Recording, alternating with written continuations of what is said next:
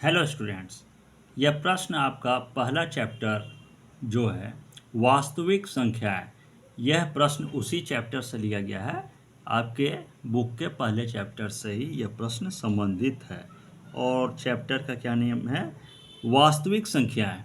अब प्रश्न क्या है, इसको एक बार मैं पढ़ दे रहा हूँ। प्रश्न है कि अंडर रूट टू एक अपरिमेय संख्या है, सिद्ध कीजिए। एक बार फिर मैं क्वेश्चन को रिपीट कर दे रहा हूँ। अंडर रूट 2 एक अपरिमेय संख्या है, सिद्ध कीजिए। तो इस प्रश्न में जो है, यह जो दिया हुआ है अंडर रूट 2, इसको क्या सिद्ध करना है कि यह एक अपरिमेय संख्या है। इसी को हमें सिद्ध करना होगा। अब क्या है कि इस प्रकार के प्रश्न में सबसे पहले सॉल्व करने से पहले इसमें क्या करना होता है कि इस प्रकार के प्रश्न में सबसे पहले मान लेते हैं।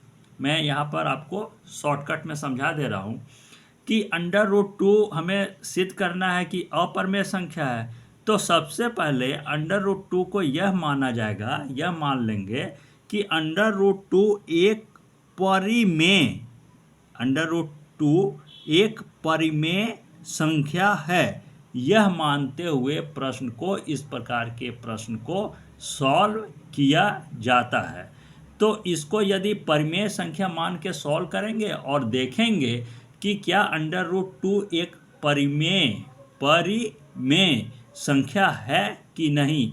यदि यह परिमेय संख्या नहीं आता है सॉल्व करने पे, तो जाहिर है यह प्रश्न क्या सॉल्व हो जाएगा। जैसा कि पूछा गया है कि अंडर रूट 2 एक अपरिमेय संख्या है कि नहीं, यह क्लियर हो जाएगा और यही हमें सिद्ध करना है। तो सबसे पहले अंडर रूट 2 को यहाँ बिल्कुल सिंपली यह मान लेंगे कि अंडर रूट 2 एक परिमेय संख्या है और इसी बात को लिख लेंगे सबसे पहले। तो पहली लाइन इस प्रकार के प्रश्न में पहली लाइन ही हो जाएगी, क्या हो जाएगी कि माना, इस तरह से माना अंडर रूट 2 एक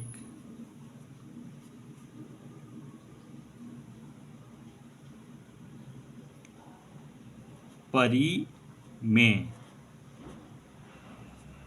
इस तरह से माना अंडर रूट 2 एक परिमेय संख्या है,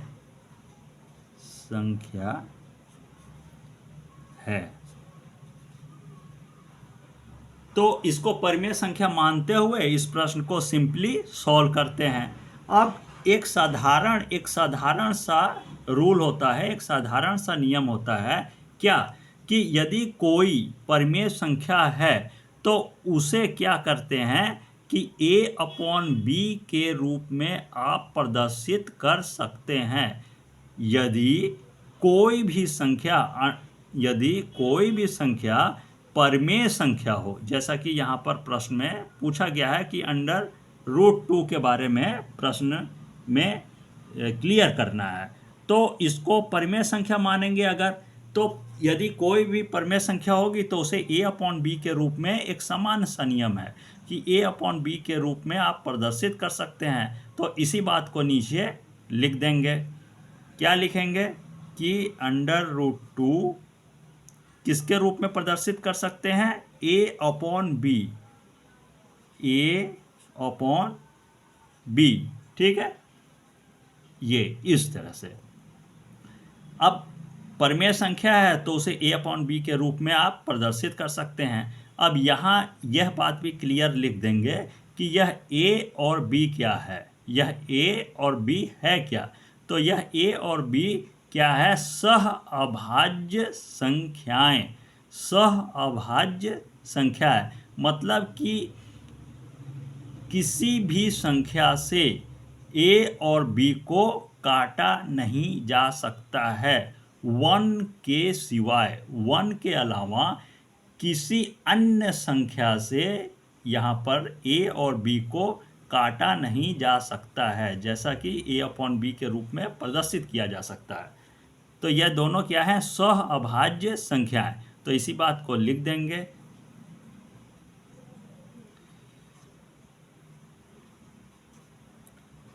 जिसमें a और b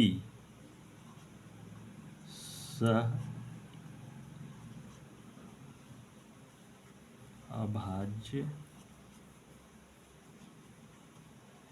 संख्याएं हैं।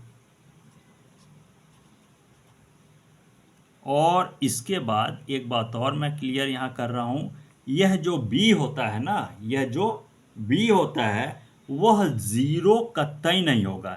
यह b जो होगा वह जीरो के इक्वल कतई नहीं होगा। यह b होगा, इसकी जगह 1 2 मतलब कोई अन्य संख्या तो हो सकती है, लेकिन यहाँ जीरो कतई नहीं होगा। तो यहाँ पर लिख देंगे तथा b is not equal to 0, ये ब्रैकेट बंद। तो यह एक सामान्य संयम है कि परिमेय संख्या के संबंध में एक सामान्य संयम होता है कि कोई भी संख्या यदि परिमेय संख्या है तो उसे a/b के रूप में आप प्रदर्शित कर सकते हैं। और a और b क्या है इसके बारे में नीचे लिख देंगे कि a और b सहअभाज्य संख्याएं हैं। लेकिन यहाँ पर एक बात क्लियर है कि b जो है वह जीरो के इक्वल कतई नहीं होगा। यहाँ 1 2 3 4 कुछ भी हो सकता है संख्या, लेकिन जीरो कतई नहीं होगा। इसलिए उसी बात को नीचे लिख देंगे कि b इज नॉट, यहाँ इस तरह से b is not equal to 0। अब प्रश्न को बहुत ही सिंपल तरीके से आगे हम सॉल्व करते जाएंगे। यहाँ पर अब क्या है कि यहाँ आपको दो पक्ष यहाँ पर तैयार हो गए हैं। क्या है कि यह पहला पक्ष है और यह क्या है? दूसरा पक्ष। यह पहला पक्ष, यह दूसरा पक्ष। अब दोनों पक्षों को हम क्या कर देंगे? वर्ग कर देंगे। पहले पक्ष और दूसरे पक्ष को वर्ग कर देंगे और उसके बाद प्रश्न को आगे सॉल्व कर देंगे। तो इसके बारे में लिख देंगे कि दोनों पक्षों को यहाँ लिख देंगे, दोनों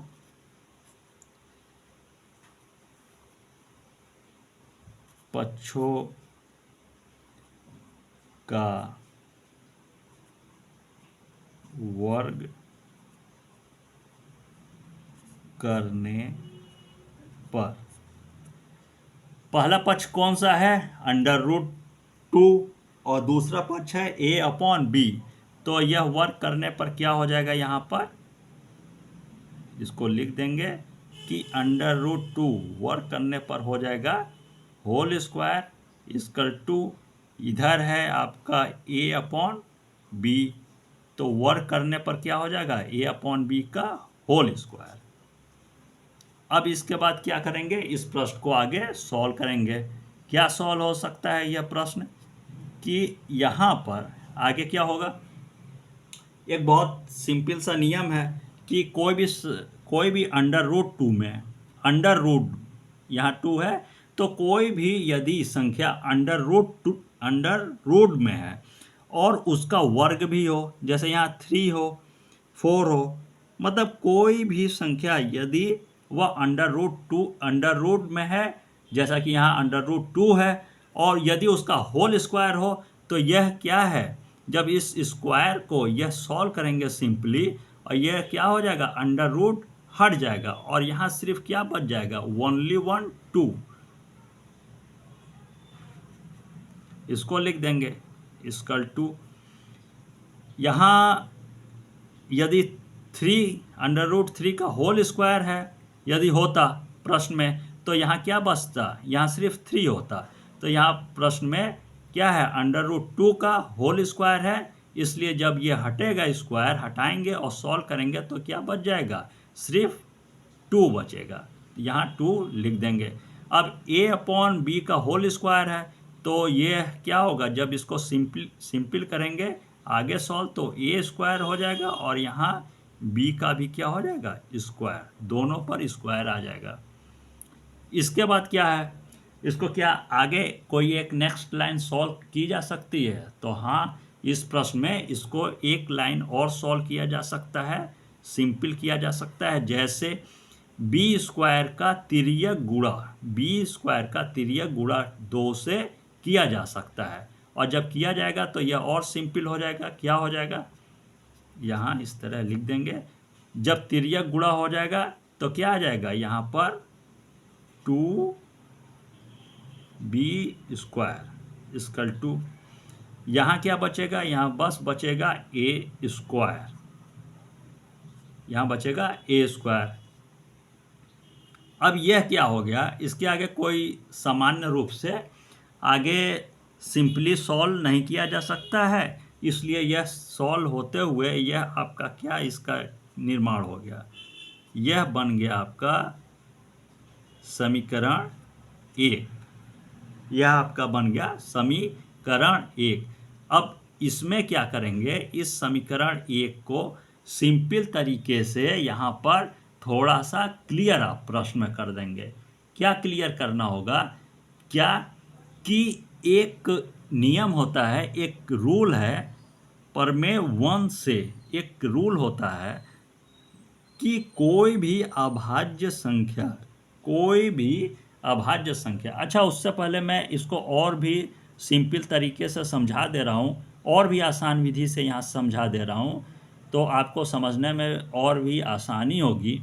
क्या कि ये जो इधर ए स्क्वायर है और इधर है 2b स्क्वायर, तो यह ए स्क्वायर क्या है, इसके दो भाग हैं। यहाँ क्लियर रूप से आपको स्पष्ट रूप से दिखता होगा कि ए स्क्वायर के दो भाग हैं। कौन से, एक भाग तो है 2 और एक भाग है बी स्क्वायर। ठीक, अब यहाँ पर सिंपल नियम, प्रमेय 1 से एक सामान्य नियम है कि कोई भी अभाज्य संख्या, जैसे यहाँ पर 2 है, तो क्या नियम है कि कोई भी अभाज्य संख्या यदि किसी संख्या के वर्ग को, वह संख्या यदि वर्ग में हो, यदि उसे विभाजित कर सकता है, तो वह अभाज्य संख्या दूसरी संख्या के जो कि बिना वर्ग के हो उसे भी विभाजित कर देगा। अच्छा, इसको मैं सिंपल रूप से पहले लिख दे रहा हूँ, फिर मैं आपको आसान विधि से यहाँ और क्लियर आपको समझा दे रहा हूँ। पहले यहाँ लिख दे रहा हूँ तो और भी आपको आसानी हो जाएगी। जैसे 2a स्क्वायर, वही बात जो हमने बताई है अभी, उसी को लिख देंगे कि 2a स्क्वायर, आगे लिख देंगे को विभाजित, चूंकि 2a स्क्वायर को विभाजित करता है, आगे क्या हो जाएगा, इसलिए क्या हो जाएगा, 2a को भी विभाजित करेगा। और इसमें आपका कौन सा नियम हो जाएगा, उस नियम को सिंपली लिख देंगे, प्रमेय, यह कोई आवश्यक नहीं है लिखना, लेकिन फिर भी लिख देंगे तो बहुत अच्छा रहेगा, आपको समझने में आसानी होगी। प्रमेय 1 से अब क्या है कि आपका यहाँ तक हुआ ये प्रमेय 1 से। तो प्रमेय 1 से बहुत ही सिंपल नियम है कि अब यहाँ जैसा कि मैंने बताया था उसी को और क्लियर कर दे रहा हूँ कि चूंकि लिख देंगे उसी बात को कि कोई भी अभाज्य संख्या, यहाँ ऊपर है ना, उसी बात को लिखा गया है कि कोई भी अभाज्य संख्या, जैसे यहाँ 2 है, यदि दूसरी संख्या के वर्ग, वह दूसरी संख्या यदि वर्ग में है, यदि उसे विभाजित करता है, जैसे कोई भी अभाज्य संख्या किसी दूसरी संख्या जो कि वर्ग में हो यदि उसे विभाजित करता है तो वह अभाज्य संख्या यदि दूसरी संख्या बिना वर्ग के भी हो, यहाँ की स्क्वायर के बिना भी है ना, तो बिना वर्ग के भी हो तो उसे भी विभाजित करेगा। तो इसे आप अपने शब्दों में लिख लेंगे कि चूंकि 2a² को विभाजित करता है, सिंपल लाइन है, चूंकि 2a² को विभाजित करता है इसलिए 2a को भी विभाजित करेगा। और इसमें कौन सा नियम लगेगा? प्रमेय 1। एक सिंपल ये है प्रमेय 1, प्रमेय 1 के यह अनुसार होगा। तो इसको ब्रैकेट में लिख देंगे तो और भी क्लियर हो जाएगा। अब क्या है कि यहाँ ध्यान से देखेंगे ए के बारे में तो इस समीकरण में क्लियर हो गया है, पहले समीकरण से ए के बारे में तो क्लियर कर लिया है और यहाँ समीकरण 1 बन गया है। लेकिन यहाँ बी के बारे में अभी कुछ भी क्लियर नहीं हुआ है। प्रश्न को सॉल्व तो यहाँ तक किया गया है लेकिन अभी हमें बी के बारे में भी क्लियर करना बाकी है, क्योंकि ए के बारे में क्लियर हो गया है लेकिन बी के बारे में क्लियर नहीं हुआ है। तो पुनः फिर से हम मान लेंगे जिससे और देखेंगे कि बी के बारे में क्या प्रश्न में आगे लिखते समय आंसर प्रश्न का आगे क्या क्लियर होता है। तो ए के बाद अब बी का देखते हैं। तो पुनः मान लेंगे और इस बात को सिंपली लिख देंगे यहाँ पर। जैसा कि मैं बता रहा था कि ए के बारे में तो क्लियर हो गया कि वह 2 से संबंधित है और बी के बारे में हमें क्लियर करना है। तो यहाँ मान लेंगे क्या है, पुनः मानना है, तो लिख देंगे पुनः माना। क्या मान लेंगे? a = 2m, यह मान लेंगे। a से a संबंधित है आपका 2 से, यह m एक्स्ट्रा है।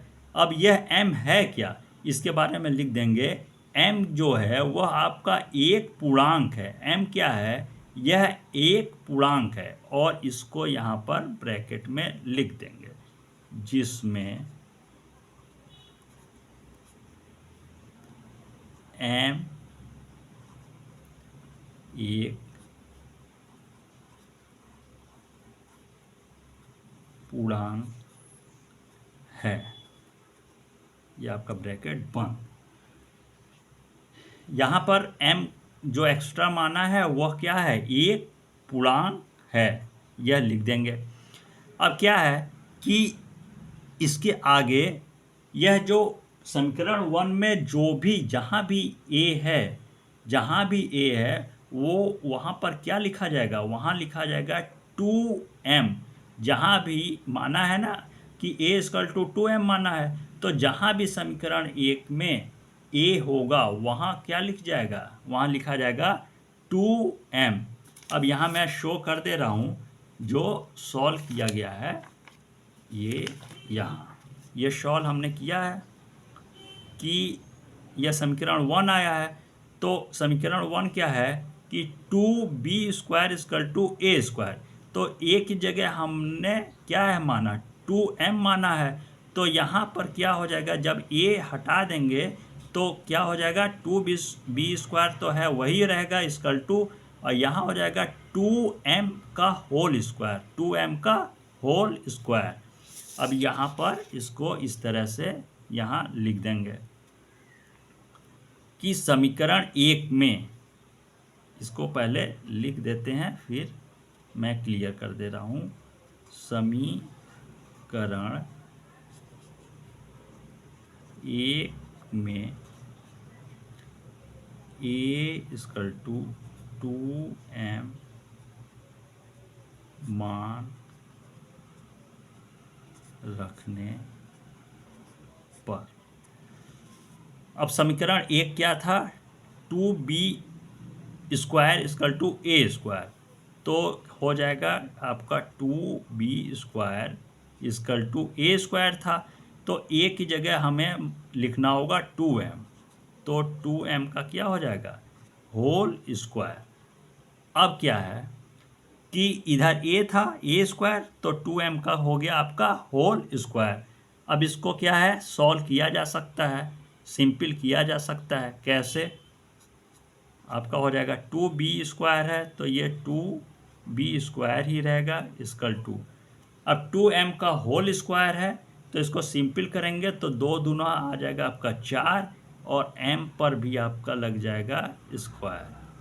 अब इसको एक लाइन में और आपका क्लियर किया जा सकता है क्या, यह 2 को पक्षांतर कर देंगे, 2 को जब इधर लाएंगे इक्वल टू के तो 2 आ जाएगा आपका नीचे और 2 से 4 कट जाएगा तो 2 दूना 4, तो 2 जब इधर चल जाएगा तो यहाँ आपका बचा b² इक्वल टू और 2 दूना 4 और m² है तो m² सेम टू सेम रहेगा। अब इसको कोई और सिंपल क्या सॉल्व किया जा सकता है आगे, तो सिंपली इसको आगे और क्लियर करने की कोई आवश्यकता नहीं है, यही आपका हो जाएगा समीकरण 2। अब समीकरण 1 में जो बातें लिखी गई थी उसी तरह समीकरण 2 में भी सेम टू सेम वही बातें लिखी जाएंगी, बस थोड़ा सा चेंज होगा क्या, चूंकि 2b² को मैं लिख दे रहा हूं, उसके बाद क्लियर कर दे रहा हूं। 2b² को विभाजित करता है, इसलिए 2b को भी विभाजित करेगा, विभाजित करेगा। और इसमें कौन सा नियम है, पर में इसे भी लिख देंगे, पर में 1 से। क्या बातें यहाँ पर क्लियर है उसको मैं डिटेल आपको बता दे रहा हूँ। अब यह जो b² है ना, इस तरफ b² है, इसके क्या हो गए हैं, जैसे पहले मैंने बताया था इसके 2 भाग हैं, पहला भाग है आपका 2 और दूसरा भाग है आपका m²। b² के इस तरफ क्या है 2m² है, तो b² के कौन से 2 भाग हैं, पहला है 2 और दूसरा है m²।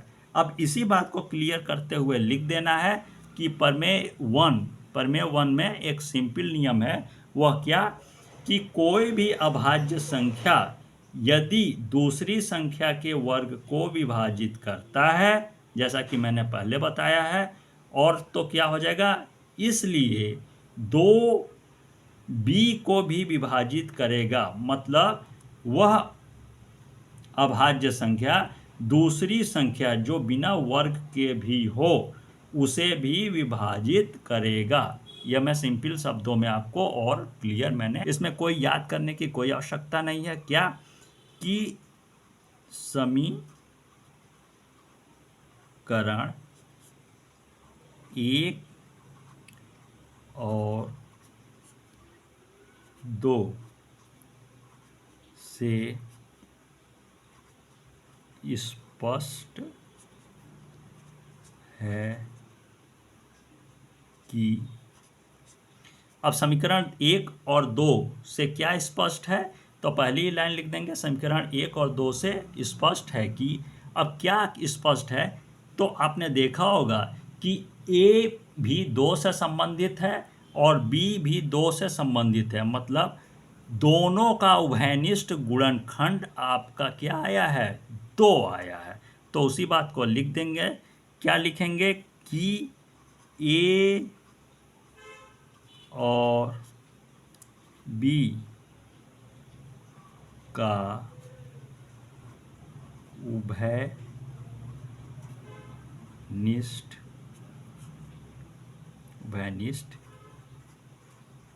गुणनखंड 2 है। बस उभयनिष्ठ गुणनखंड 2 आया है तो इसी बात को लिख देंगे कि उभयनिष्ठ गुणनखंड 2 है। अब यहाँ क्या है कि कौन सी आगे बातें हो रही हैं उसके बारे में लिख देता हूँ, फिर मैं आपको क्लियर कर दे रहा हूँ। 1 लाइन 2 लाइन और इसमें क्वेश्चन में आपको सॉल्व करना होगा क्या, लेकिन और क्लियर क्या होगा, उसी के बारे में लिखना होगा कि लेकिन इससे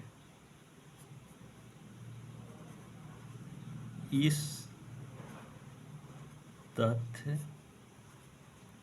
का विरोध होता है कि ए और बी, एक मिनट, ए और बी का 1 के अतिरिक्त, इसको मैं लिख दे रहा हूँ, उसके बाद आपको आसान विधि में समझा दे रहा हूँ। अन्य कोई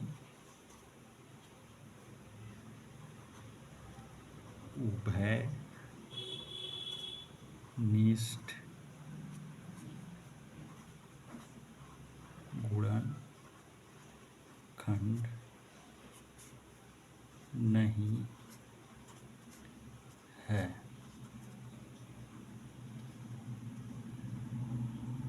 अतः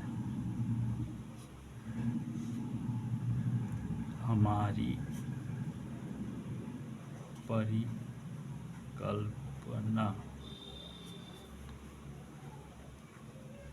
गलत है। ये इस तरह से हो जाएगा। अब इसमें क्या है कि यह तो बहुत ही सिंपल, इसमें याद करने की भी आपको आवश्यकता नहीं है, बस आप अपने शब्दों में लिख देंगे कि समीकरण 1 और 2 से स्पष्ट है। क्या स्पष्ट है कि ए और बी का उभयनिष्ठ गुणनखंड 2 है, क्योंकि 2 ही संबंधित है, 2 आया है आपका। अब क्या है कि इसमें परिमेय संख्या जब माना है ना, तो वहाँ आना चाहिए उभयनिष्ठ गुणनखंड 1। उभयनिष्ठ जब परिमेय संख्या में क्या होता है कि उभयनिष्ठ गुणनखंड 1 आना चाहिए, तो 1 तो आया नहीं है, यहाँ पर क्या आया है, 2 आया है।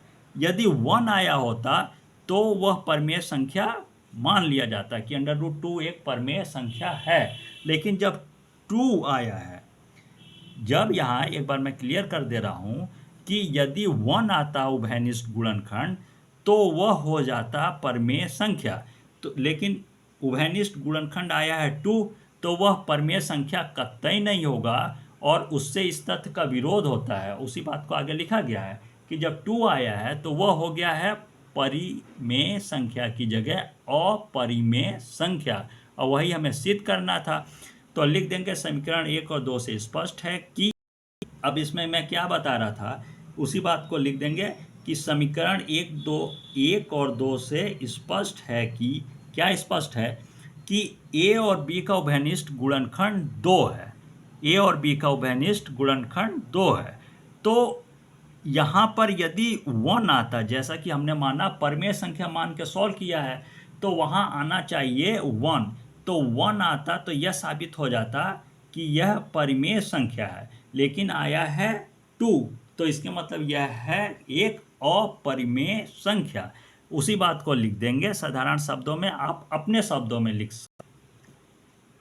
क्या स्पष्ट करना है कि समीकरण 1 और 2 से स्पष्ट है कि ए और बी का उभयनिष्ठ गुणनखंड 2 है, क्योंकि 2 ही आया है, उसी के बारे में लिख दिया जाएगा। और उसके बाद क्या है कि एक तथ्य का विरोध होता है, तो उसी के बारे में लिख देंगे, लेकिन इससे इस तथ्य का विरोध होता है कि ए और बी का एक के अतिरिक्त अन्य कोई उभयनिष्ठ गुणनखंड नहीं है। मतलब कि हमने जब माना था कि वह परिमेय संख्या है, तो वहाँ आना चाहिए 1, इसलिए 2 आया है, इसलिए वह परिमेय संख्या क्या है, सिद्ध होता है कि परिमेय संख्या नहीं है। अतः वही लिख दिया जाएगा कि अतः हमारी परिकल्पना गलत है। और कौन सी परिकल्पना हमने माना था, परिमेय संख्या का, मतलब वह परिमेय संख्या परिकल्पना जो मानना था वह क्या है, परिमेय संख्या नहीं है, वह क्या है, परिकल्पना गलत यहाँ पर हुआ है।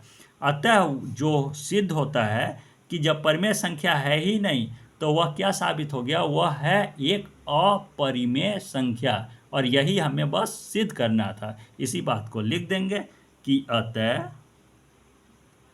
√2 एक अपरिमेय संख्या है, अपरिमेय संख्या है। बस यह कि परिकल्पना में माना था √2 परिमेय संख्या है, तो वह परिकल्पना गलत साबित हुई, इसलिए नीचे उसी बात को आप अपने शब्दों में लिख सकते हैं कि अतः हमारी परिकल्पना गलत है। अब परिमेय संख्या जब साबित ही नहीं हुआ तो क्या साबित हो जाता है कि यह परिमेय संख्या के अलावा यह साबित हो जाता है कि जैसा कि प्रश्न में पूछा गया था, उसी बात को लिख देंगे कि अतः √2 एक अपरिमेय संख्या है और यही हमें सिद्ध करना था। तो यहाँ पर प्रश्न क्या हो जाता है, यहाँ प्रश्न हो जाता है क्लोज। बस यहाँ तक आपको क्लियरली रूप से सॉल्व करना होगा। अब इस वीडियो को मैं एक बार शो कर दे रहा हूँ, जिससे आप बहुत आसानी से किसी साफ कॉपी में, किसी साफ फेयर कॉपी में आप प्रश्न को लिख लेंगे साफ साफ, जिससे उसे आपको समझने में और भी क्लियर, जल्दी से जल्दी समझने में आपको आसानी हो। तो यहाँ मैं पूरे प्रश्न को एक बार शो कर दे रहा हूँ, जो प्रश्न यहाँ पर सॉल्व हुआ है। इसको मैं धीरे धीरे प्रश्न को शो कर दे रहा हूँ। आप इसको एक फेयर कॉपी में आप नोट कर लीजिएगा। ये प्रश्न है और इसको मैं धीरे धीरे इसको आगे कर दे रहा हूँ। आप वीडियो को रोककर इस प्रश्न को आप धीरे धीरे कॉपी में साफ साफ लिख लेंगे, जिससे आपको समझने में आसानी हो। यहाँ तक हो गया आपका क्वेश्चन, और उसके बाद जो शेष ये हो गया यहाँ तक क्वेश्चन, और उसके बाद शेष जो क्वेश्चन है वहाँ आपका नेक्स्ट यहाँ से स्टार्ट होता है, पुनः माना। और इसको मैं धीरे धीरे आगे बढ़ा दे रहा हूँ। आप वीडियो को रोककर इस प्रश्न को कॉपी में लिख लेंगे। इस तरह से ये आपका है यहाँ पर, अतः √2 एक अपरिमेय संख्या है। यहाँ तक प्रश्न सॉल्व हो जाएगा और यही हमें सिद्ध करना था। यहाँ मैं क्लास को क्लोज करता हूँ और मैं आपको बता दे रहा हूँ कि इस प्रश्न में यदि कोई भी तथ्य, कोई भी बात यदि आपको समझ ना आ रही हो तो आप कमेंट में जाकर उसके बारे में बेहिचक होकर आप पूछ सकते हैं। ठीक है, आप क्लियरली पूछ सकते हैं। आपकी जो भी समस्या हो उसके बारे में बेझिझक होकर पूछ सकते हैं। यहाँ पर मैं क्लास को क्लोज करता हूँ। धन्यवाद।